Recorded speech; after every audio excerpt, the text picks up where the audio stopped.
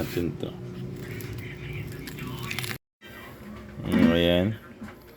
Yan yung inihaw na. Hihiwain na natin siya ng maliliit. Yan muna. Kasi ipapasok natin to sa loob ng isda para masarap siya kainin.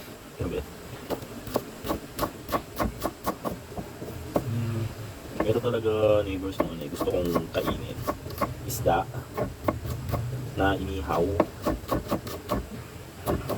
Tingnan lang. Tingnan lang natin.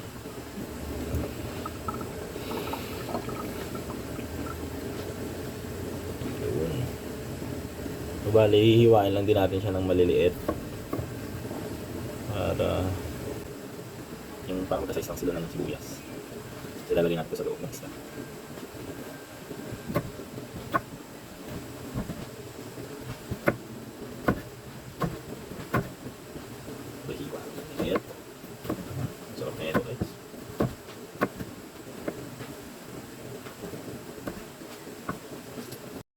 So, ayan. Tapos na nating hiwain yung kamatis at sibuyas. Ipapasok natin yan sa loob ng isda. Tapos, babalutin natin ang foil. So, yan, nilalagay na po yung mga palaman. Luya yan, guys, na may asin, kamatis, at sibuyas. Para masarap siya, guys. Asin at paminta yan.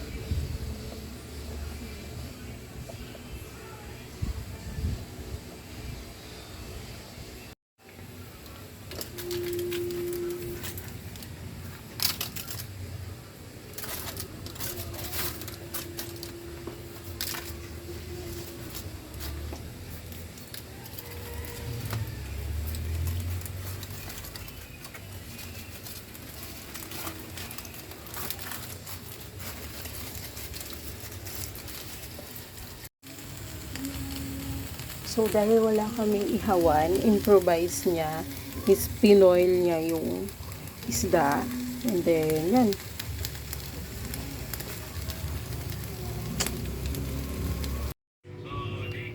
Buksan na natin to. Ayan. Yan yung inihaw natin. Tapos saging at itlog. Tapos yung natirang Isda. So, nasa kapagkainan namin ay isda.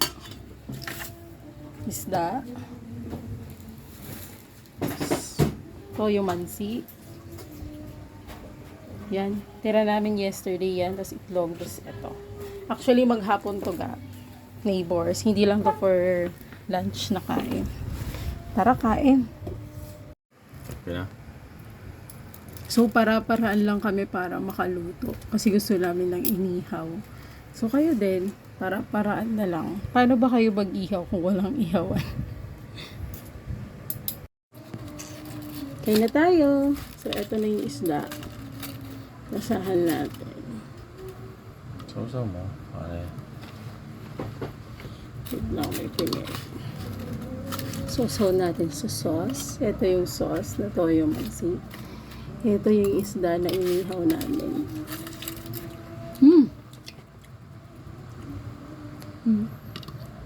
Malasa.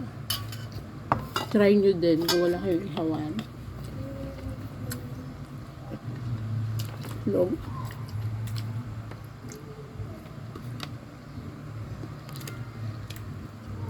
Ito yung palaman nyo.